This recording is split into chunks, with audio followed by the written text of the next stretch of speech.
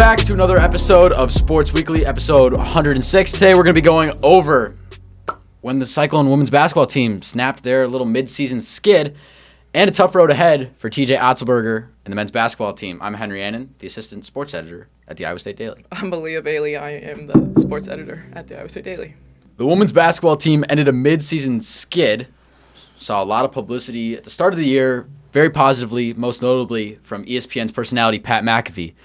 In the middle of that skid, a lot of flaws were exposed on this women's basketball team, and the streak ended up getting snapped in a dominant win for the Cyclones over Cincinnati. You don't want to be playing your best basketball in January. You want to be playing your best basketball in March. That's what Audi said after losing their first game against Cincinnati. Cyclone center Audie Crooks was right in that quote. They played some of their worst basketball through the month of January. It was bad. It's hard to watch sometimes. But the streak ended against Cincinnati, the team that started the losing streak. The Cyclones came back and defeated them at Hilton. To end the streak, Jada Williams also added 44 points, nearly tying Audie Crooks' own school record of 47 points in a single game. Now, without some key players over this stretch of games, including Addie Brown and AJ, Cyclones struggled, and Addie Brown is out indefinitely for the near future. This streak, I'm sure you could blame a lot of things on why the Cyclone women struggled over this stretch of games, and one of them was the role players surrounding Audie Crooks were absent due to injury, and AJ and Addie Brown were missing games were a big part of that, and Aleigha covers the women's basketball team a lot closer than I do, but losing games in order to Baylor, Cincinnati, West Virginia, Colorado, and Oklahoma State, and then obviously defeating Cincinnati at the end of that run, how much of this could have been avoided if this team was 100% healthy? I think that this whole losing skid would have never happened if everyone was not injured. I feel like with those key players being removed from the equation, it just leaves her a team of not necessarily unexperienced, but just players who are just now getting into what their college careers could possibly be. And just the leadership of AJ and Addie serve more than just what they can do on the court. Yeah, I think it can be compared to a lot to like the 90s Bulls. If you look at that Bulls team, Jordan, Pippen, and Rodman, take away Pippen and Rodman, how many titles do they win with just Michael Jordan? Who knows? But while this team saw a lot of positive attention from the media early on when they were winning, the media turned on this women's basketball team, mainly surrounding the defense of Audie Crooks. Now, when Cincinnati beat Iowa State 71-63 in Cincinnati, Cincinnati, the Bearcats, they exposed the pick and roll against Audie Crooks. Social media clips of Crooks' defense against Cincinnati went viral, kind of. The person she was defending would go up and set a screen on one of their point guards or guards for the Bearcats, and Crooks would just let the guard simply go by, showing a very minimal defensive effort. In another loss to West Virginia, 83-70 at Hilton Coliseum, West Virginia found a way to isolate Audie Crooks by either drawing her outside of the paint or simply isolating and attacking her one-on-one. West Virginia's point guard, Jordan Harrison, lived in the paint in that game whenever she wanted. She could get there whenever. At one point in the game, Harrison had a wide-open layup with 4 Cyclones standing there doing nothing. But on Audie Crooks' update against West Virginia, she was playing better defense. Bill Fenley and the coaching staff did something to allow Audie Crooks to make major defensive improvements. Rounding out the negative attention that this team got against Colorado, they lost 68-62 against the Buffaloes. Audie Crooks showed those defensive improvements, again, getting better. And on the other side of the floor, Colorado was sending double and triple teams towards her on offense, forcing someone else on the Cyclones to step up and make plays, which were absent in the 6-point loss. I think it's a fair point to call Iowa State's defense, but in the end, I feel like there's too much focus on Audie specifically, because at least if you went to every single game, regardless of what Audie's doing, literally any movement that she's going to do, she gets called for something. Like, constantly, it's always on Audie. Always, always, always. And I also do think that with that missing leadership of the other teams, with all these new people, especially the freshmen,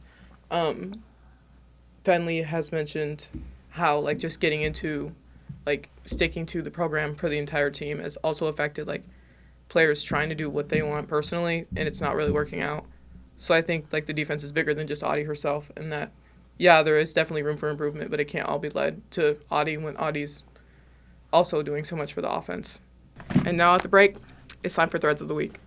This week's Threads, I'm rocking the Duluth Huskies out of the Northwoods League in Duluth, Minnesota. They're playing out of Wade Stadium, and their mascot is Harley the Husky. Now shifting gears towards the men's basketball team. They suffered their own losing streak of itself, dropping 2 games after starting the year undefeated. And that first loss at Fog Allen Fieldhouse at Kansas was crazy. The environment itself at Fog Allen Fieldhouse was some of the best in college basketball. Allen Fieldhouse is similarly ranked to some of the best in the whole sport. Now, you can't blame it all on the environment because the Cyclones walked into Purdue, Mackey Arena, another top venue in college athletics, and wiped the floor with, at the time, #1 Boilermakers. So you can't blame it all, but being at Fog Allen Fieldhouse, for me personally, it was a crazy environment, and the Cyclones couldn't get comfortable. I think after taking the first 3 conference games with easy victories, it was hard for the Cyclones to realize what they were truly against going up against Kansas, and especially when Kansas is known for basketball. That's the school that they are. That's their whole personality for the most part. And just also going into it, like, you're going to lose a game at least once, at least Iowa State. They're not necessarily the North Carolina, but they just similar to what Audie said, that losing teaches you what you need to know to win the most important games in the future.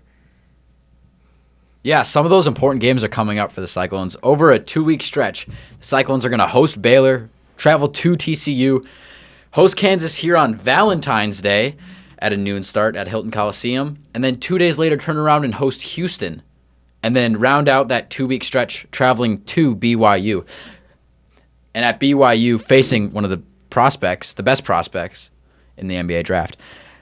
Like you said, going undefeated is not something that is very common, and I don't even think TJ Otzelberger and this team expected to go undefeated. No one goes into a season, you obviously hope and go into a season praying that you can be undefeated, but is it logical? No.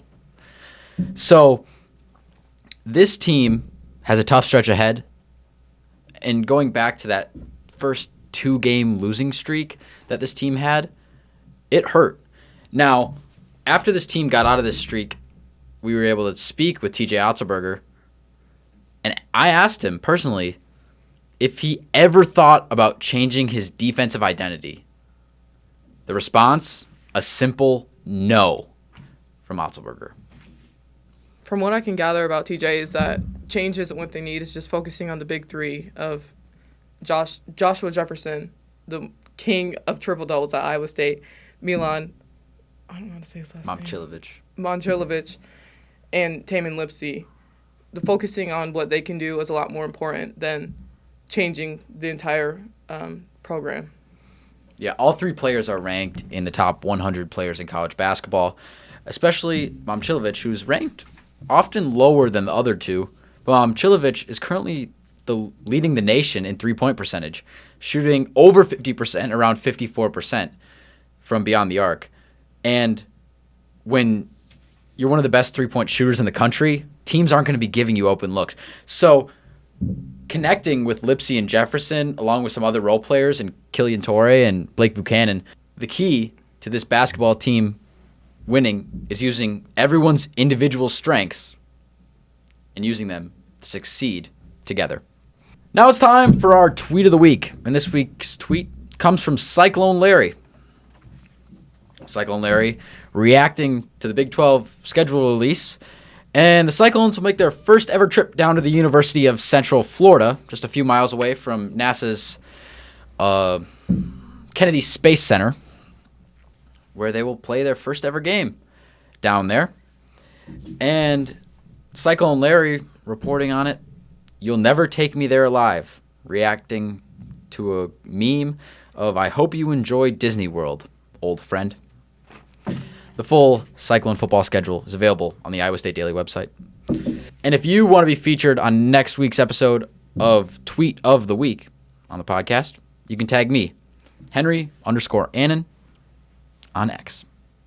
And that concludes the season opener of Sports Weekly. Like, comment, and subscribe for more.